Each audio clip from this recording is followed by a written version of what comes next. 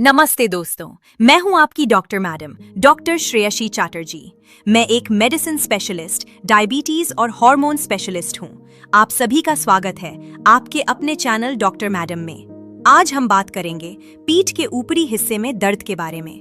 बहुत सारे लोग कहते हैं, डॉक्टर मैडम पीठ के ऊपर दर्द रहता है, कंधों के बीच में भारीपन लगता है, बैठने या उठने पर दर्द बढ़ जाता है। लेकिन दोस्तों, कई बार हम दर्द की असली वजह ही नहीं जानते और जब कारण पता नहीं चलता तो दर्द भी लंबे समय तक बना रहता है।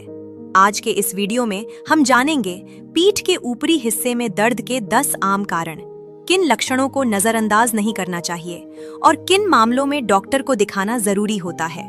अगर आप आसान भाषा में सेहत से जुड़ी जानकारी देखना चाहते हैं तो हमारे चैनल डॉक्टर मैडम को अभी सब्सक्राइब कर लीजिए। चलिए दोस्तों, अब शुरू करते हैं। सबसे पहला और सबसे आम कारण है मसल स्ट्रेन, यानी मांसपेशियों में खिंचाव, गलत तरीके से बैठना, भारी सामान उठाना, अचानक झटका लगना या गलत पोस्चर में सो जाना। इन सब कारणों से पीठ की मसल्स में तनाव आ सकता है। बहुत लोगों को ऐसा होता है कि कहीं बाहर गए, थकान में टेढ़े मेढ़े तरीके से सो गए और अगले दिन पीठ दर्द शुरू हो गया। दूसरा कारण है गलत पोस्चर। आजकल मोबाइल, लैपटॉप और कंप्यूटर के सामने घंटों बैठने की वजह से ये बहुत कॉमन हो गया है। हम लोग अक्सर आगे झुककर बैठते हैं, कंधे गोल करके बैठते हैं या कुर्सी पर टेढ़े होकर बैठते हैं। लेकिन दोस्तों, हमारी स्पाइन का एक नेचुरल कर्व होता है। उस कर्व को सपोर्ट मिलने की जरूरत होती है। अगर कुर्सी सही न हो या बैठने का तरीका गलत हो तो धीरे धीरे पीठ में दर्द शुरू हो सकता है। तीसरा कारण है सर्वाइकल स्पॉन्डिलोसिस। एक उम्र के बाद गर्दन की हड्डियों और डिस्क में डीजेनरेशन शुरू होने लगता है। इसमें गर्दन में स्टिफनेस होती है, गर्दन घुमाने पर दर्द होता है। कई बार दर्द कंधे और हाथ तक फैल सकता है। बहुत लोग कहते हैं, मुझे चक्कर आता है इसलिए मुझे सर्वाइकल स्पॉन्डिलोसिस है। लेकिन दोस्तों, सिर्फ चक्कर आना सर्वाइकल स्पॉन्डिलोसिस का लक्षण नहीं होता। चौथा कारण है मायोफैशियल पेन सिंड्रोम। इसमें मसल्स और टेंडन के किसी हिस्से में इन्फ्लेमेशन या इरिटेशन हो जाता है। शरीर के किसी एक खास पॉइंट पर दर्द महसूस होता है। दबाने पर दर्द ज्यादा लगता है।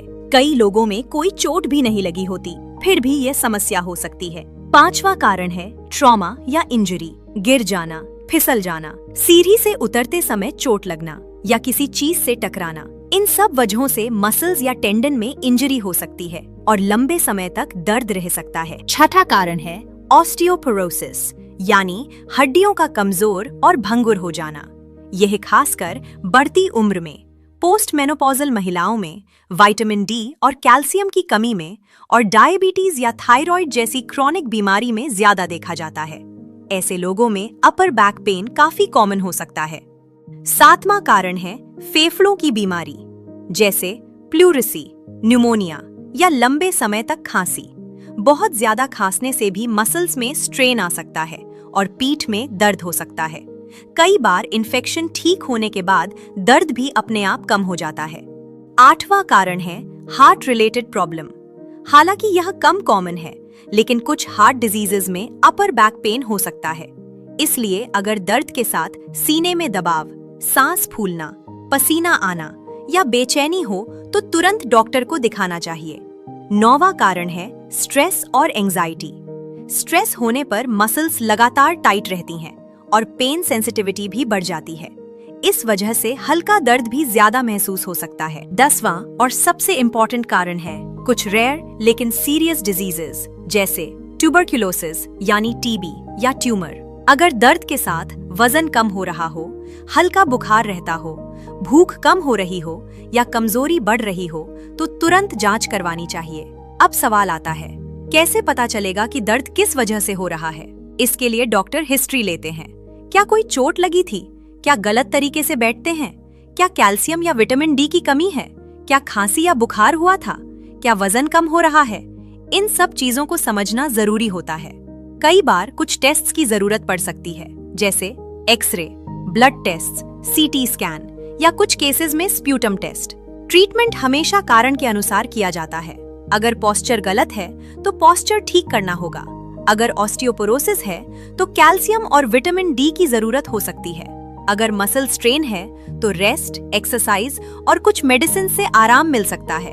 कुछ लोगों में फिजियोथेरेपी भी बहुत फायदा करती है। तो दोस्तों, पीठ के ऊपरी हिस्से का दर्द हमेशा साधारण नहीं होता, लेकिन हर दर्द डेंजरस भी नहीं होता। सबसे जरूरी है कारण को समझना और सही समय पर सही इलाज करवाना। अगर ये वीडियो आपको यूजफुल लगा हो तो लाइक और शेयर जरूर कीजिए और हमारे चैनल डॉक्टर मैडम को सब्सक्राइब करना मत भूलिए। धन्यवाद दोस्तों, स्वस्थ रहिए।